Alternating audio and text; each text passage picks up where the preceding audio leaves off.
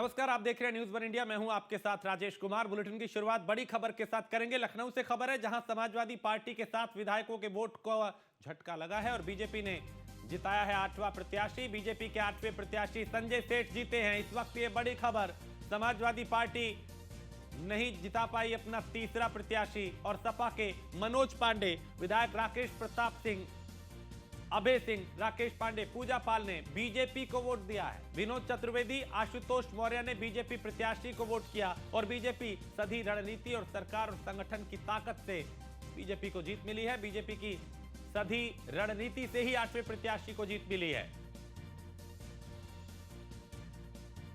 तो cross vote करने वाले विधायकों ने अपने सोशल मीडिया को राम से जोड़ा है।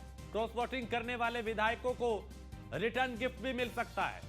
किसी को लोकसभा का टिकट तो किसी को पद देने की चर्चा है। तो समाजवादी पार्टी को एक और झटका यहां पे लगा है। समाजवादी पार्टी के 7 विधायकों के वोटों का यह झटका। तो राज्यसभा चुनाव में बीजेपी की यह बम्पर जीत हुई है। चौधरी तेजवीर सिंह जिनकी जीत हुई, अमरपाल मौर्य बीजेपी के उम्मीदवार, ये भी जीत गए। संगीता बलवंत ने भी जीत दर्ज की है और साधना सिंह भी, साधना सिंह को भी बीजेपी ने उम्मीदवार बनाया था, उन्होंने भी जीत हासिल की। नवीन जैन भी जीते हैं, बीजेपी उम्मीदवार थे। और सुधांशु त्रिवेदी ने भी राज्यसभा का टिकट फाइनल कर लिया। उनके अलावा संजय सेठ, क्योंकि 8वें प्रत्याशी को लेकर रस्साकशी जारी थी, आरपीएन सिंह ने भी जीत हासिल की है।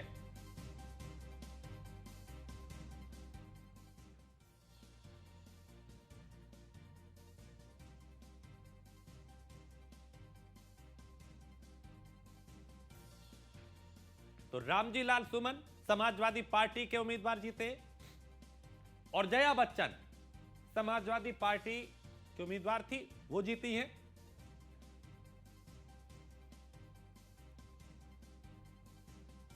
और एसके वाजपेयी, लखनऊ से हमारे संवाददाता इस पे ज्यादा जानकारी के साथ। एसके वाजपेयी, समाजवादी पार्टी को तो राज्यसभा चुनाव में भी बड़ा झटका लगा है, बीजेपी ने अपने चक्रव्यूह में फंसा लिया।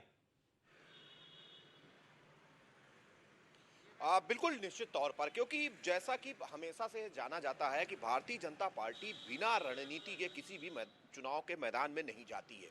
और जहां तक आपने देखा होगा, जब उत्तर प्रदेश कोटे की 10 राज्यसभा सीटों की घोषणा हुई थी, उस दौरान भी भारतीय जनता पार्टी ने 7 प्रत्याशी घोषित किए थे, क्योंकि 7 प्रत्याशियों का बहुमत बीजेपी के पास था और 3 प्रत्याशी समाजवादी पार्टी ने घोषित किए थे।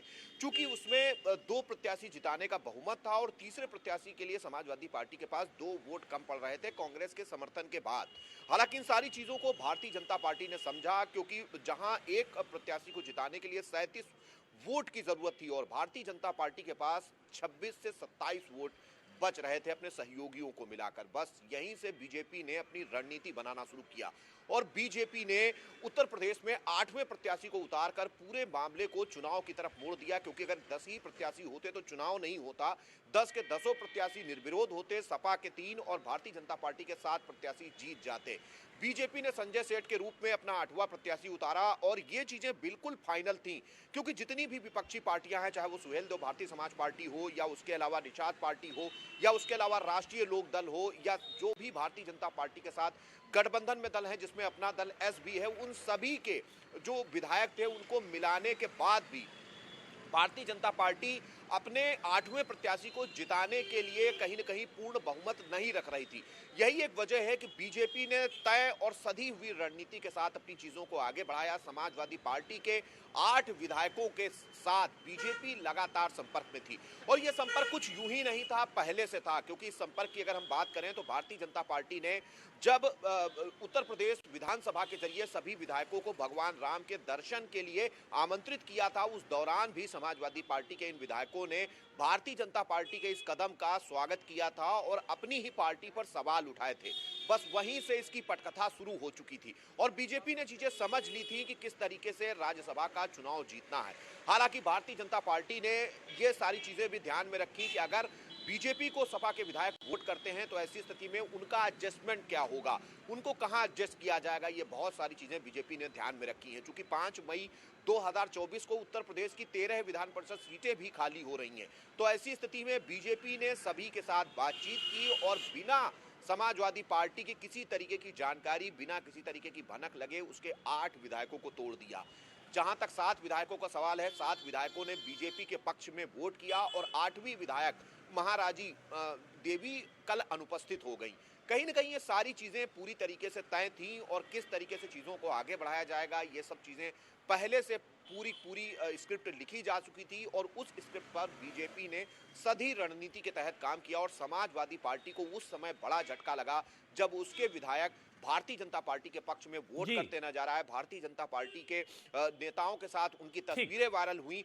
तब तक जब तक समाजवादी पार्टी को समझ पाती तब तक ये क्रॉस वोटिंग हो चुकी थी और भारतीय जनता पार्टी अपना 8वां प्रत्याशी जिता चुकी ठीक है। थी और समाजवादी बिल्कुल, पार्टी तीसरे बहुत शुक्रिया प्रत्याशी के एस साथ के हार वाजपेयी। गई। बिल्कुल, और सपा को यहाँ पे एक और बड़ा झटका लगा है। बहुत शुक्रिया एस के वाजपेयी इस तमाम जानकारी के लिए।